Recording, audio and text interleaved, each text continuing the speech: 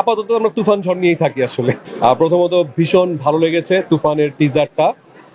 রায়হান রাফি মানেই তো আসলে ভিন্নতা। তো গত 2 দিন কিন্তু ফেসবুকের তুফানে আমরা দেখছি সবাই কম বেশি, এবং আমার কাছে মনে হচ্ছে যে সেটা ইন্টারন্যাশনাল স্ট্যান্ডার্ড, মানে বলিউড যেরকম বানায় বা তামিল ছবি যেরকম বানায় সেরকমই হচ্ছে।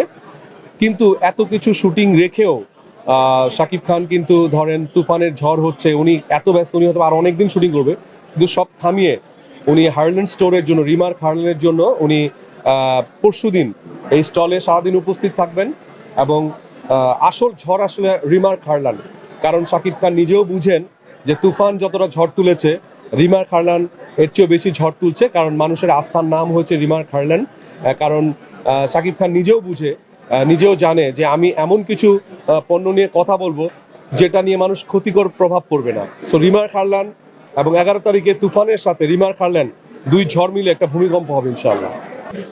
আনডাউটফুলি তুফান বাংলাদেশের সবচেয়ে বড় বিগ বাজেটের ছবি, এবং আনডাউটফুলি এটা বাংলাদেশের সবচেয়ে ইতিহাস সৃষ্টি করবে ব্যবসার দিক থেকে। সেটা আমার পার্সোনাল জায়গা না, শুধু সবাই বলছেন। তবে 3 ভাগ মনে হবে না, যত সময় যাবে তার 1 ভাগই হয়ে যাবে। আর রিমার্ক হার্লান কাউকে ভাগ হতে দেয় না।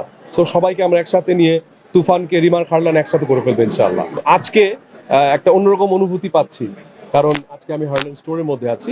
সাকিব ভাই একটু আগে আমাকে ফোন দিয়েছে, রিমন সবাই সবাই ঠিকঠাক আছে কিনা আপনাদের কথা জিজ্ঞেস করেছে এই জাস্ট 5 মিনিট আগে, এবং উনি বললো যে সবাইকে দাওয়াত দিতে, যে উনি 11 তারিখে সারাদিন উপস্থিত থাকবে। আমিও কিন্তু 3 বছর আগে আকবর নামে একটা এরকম 90s এর একটা গ্যাং কালচার নিয়ে শুরু করেছিলাম, বাট আনফর্চুনেটলি ব্যাড লাক বলি যাই বলি, করোনার কারণে আমার ছবিটি অল্প একটু শুটিং হয়নি।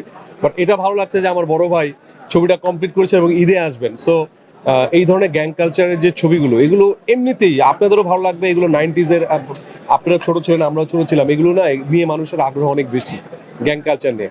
সো আমার মনে হয় যে বেস্ট কিছু হবে।